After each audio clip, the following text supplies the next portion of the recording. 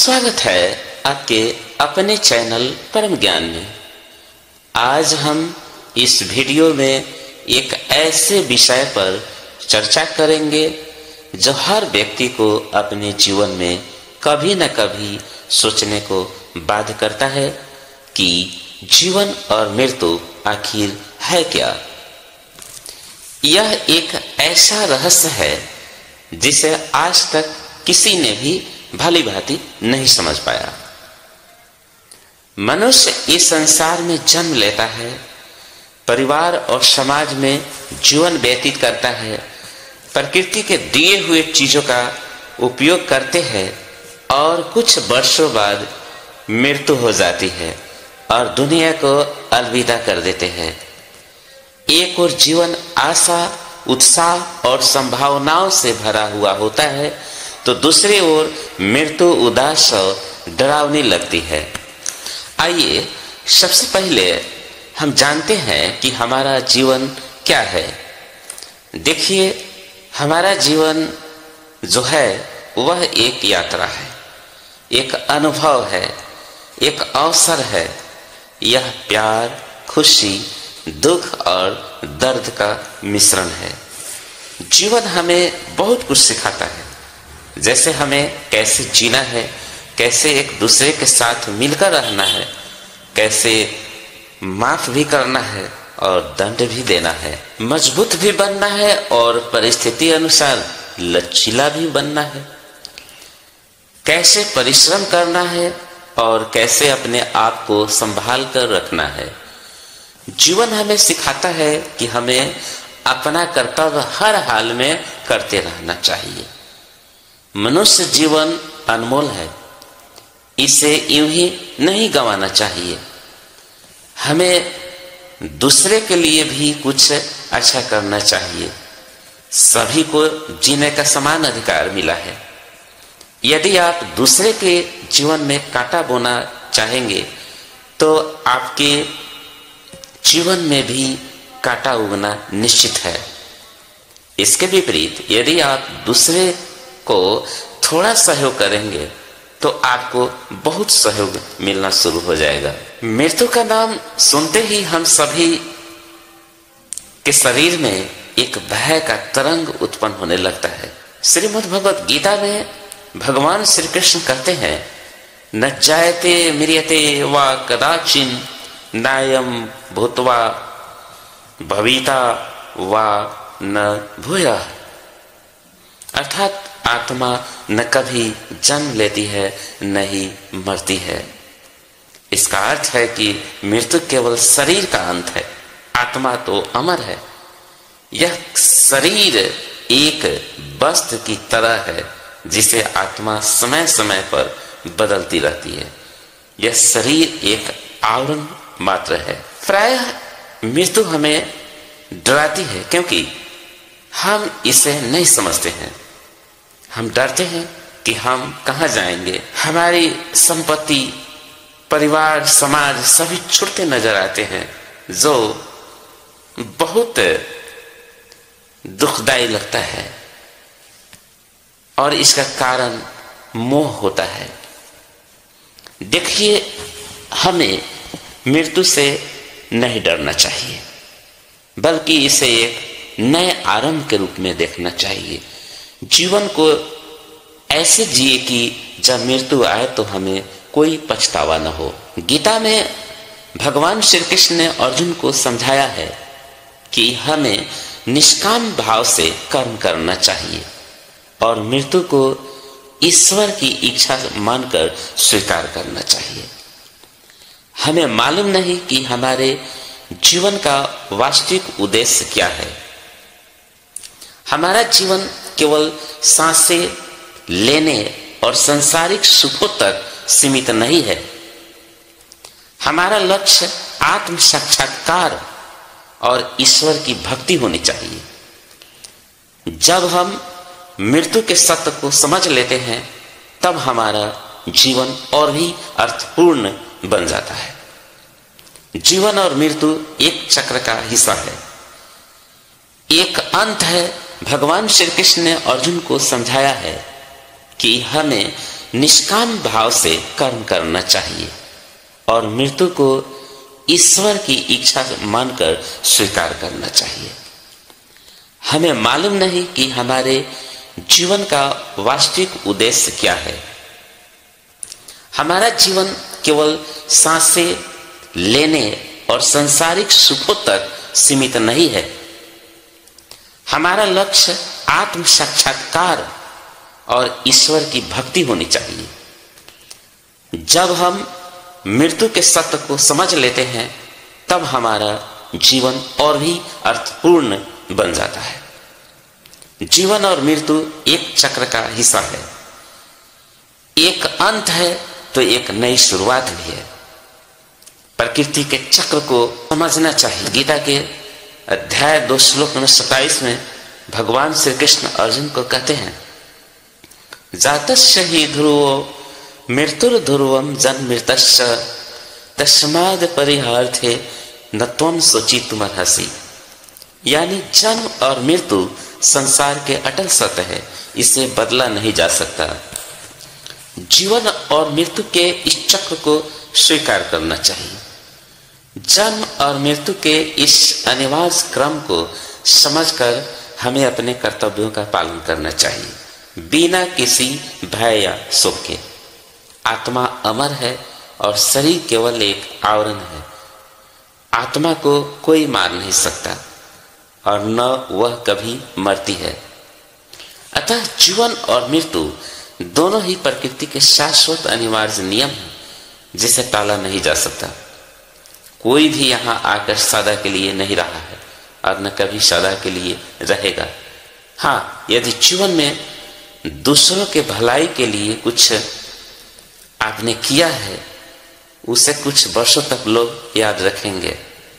हमें अपने जीवन को अच्छे कर्मों से भरना चाहिए। आपके अच्छे कर्म से ही सद्गति मिल सकती है। अब हम जानेंगे कि हम जीवन भर खुश कैसे रह सकते हैं। क्या आप सचमुच जीवन भर खुश रहना चाहते हैं? अगर हाँ, तो आज इस वीडियो में जानते हैं कि स्थायी खुशी कैसे प्राप्त करें, जो किसी परिस्थिति से प्रभावित न हो। देखिए, खुशी बाहर की चीजों से नहीं बल्कि हमारे भीतर से आती है। जब हम अपने मन को स्थिर कर लेते हैं तो परिस्थितियां चाहे जैसी भी हो, हम खुश रह सकते हैं। श्रीमद् भगवत गीता में भगवान श्री कृष्ण अर्जुन को कहते हैं, प्रजहाति यदा कमान सर्वान पार्थ मनोगतान आत्मन्ये वात्मना तुष्ट स्थित प्रज्ञस्य तदुच्यते।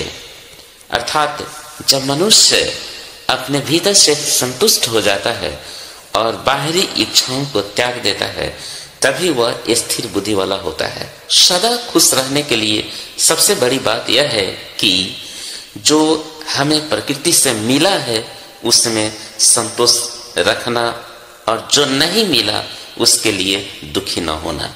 यही खुशी की कुंजी है। जो प्राप्त है वही हमारे लिए पर्याप्त है। इसके लिए परमात्मा को धन्यवाद करना चाहिए। उन चीजों के लिए कृतज्ञता व्यक्त करें। इससे आपकी सोच सकारात्मक होगी और आप छोटी छोटी बातों में भी खुश महसूस करेंगे। एक और गहरी बात कि जब हम अपने मन को भगवान से जोड़ लेते हैं तब हमें सच्ची खुशी मिलती है। जब हम अपने कर्मों को ईश्वर को अर्पित कर देते हैं तो मन हल्का हो जाता है और जीवन में एक अद्भुत संतोष महसूस होता है। जब हम अच्छे सकारात्मक लोगों के साथ रहेंगे तो हमारा मन भी वैसा ही बनेगा। अच्छे कार्य करने से हमें आत्म संतोष मिलता है, जो सच्ची खुशी का स्रोत है। निस्वार्थ सेवा और परोपकार से हमारा मन प्रसन्न होता है। रतन टाटा ने भी यह बताई थी कि उन्हें सबसे ज्यादा खुशी तब हुई जब उन्होंने गरीबों को मदद किया। हम तभी खुश रह सकते हैं जब हम शरीर से भी स्वस्थ हो। अगर शरीर स्वस्थ नहीं रहेगा तो मन भी अशांत रहेगा।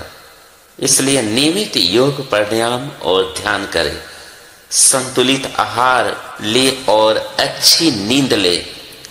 जब हमारा तन और मन दोनों स्वस्थ होते हैं तो हम स्वाभाविक रूप से खुश रहते हैं। बच्चों को देखिए, वे छोटी छोटी बातों में भी खुशी पाते हैं। हम भी अगर जीवन को एक खेल की तरह ले और हर परिस्थिति को एक अनुभव कर मानेंगे तो दुखी होने का कोई कारण नहीं रहेगा।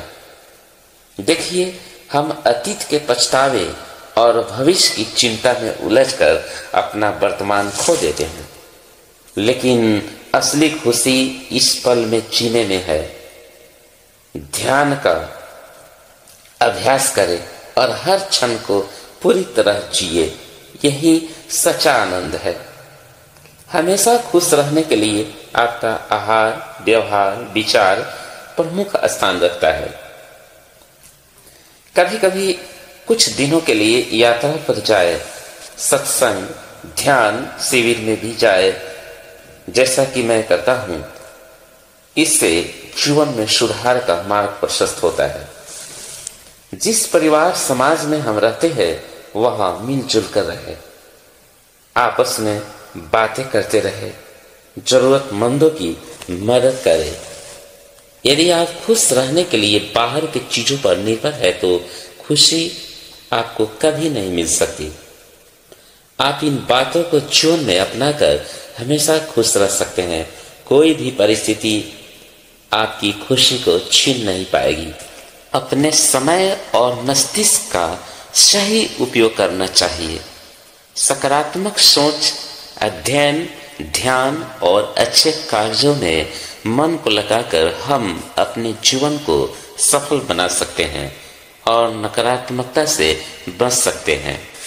जीवन में सदा खुश रहने के लिए मिथ्या कुतर्क करने वाले एवं नकारात्मक एवं नास्तिकवादी लोगों से दूर रहना चाहिए।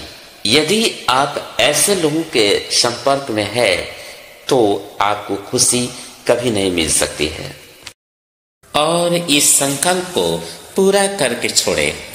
कारज धीरे होत है, काहे होत धीर, समय पाए तरवर फरे, केटिक सींचो नीर। धैर्य रखो। धैर्य के साथ विश्वास एवं आशा को भी दृढ़ रखना सीखे। धैर्य धारण करना कठिन होता है, किंतु उसके फल मीठे होते हैं।